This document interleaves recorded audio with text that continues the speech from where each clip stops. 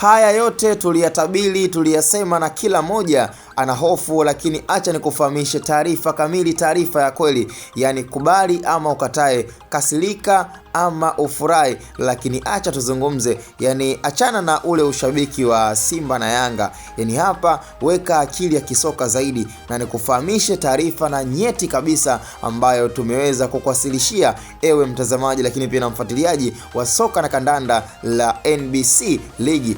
Taarifa zilizopo na tetesi za usajili ambazo zilikuwa zikilindima katika masikio ya watu, kila mmoja alikuwa anazungumza la kwake. Faisal ataenda Yanga, Faisal ataenda Simba, lakini acha nikufahamishe tu ukweli uliopo.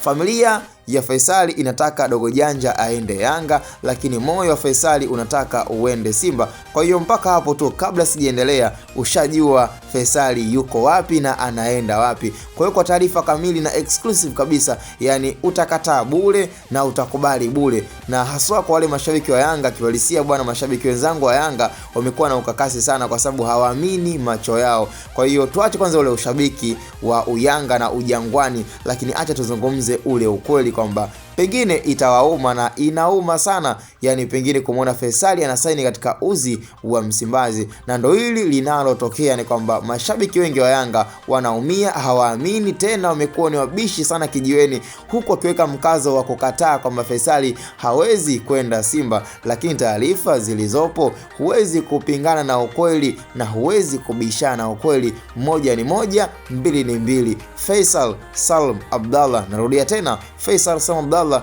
Feitoto Zanzibar Finest.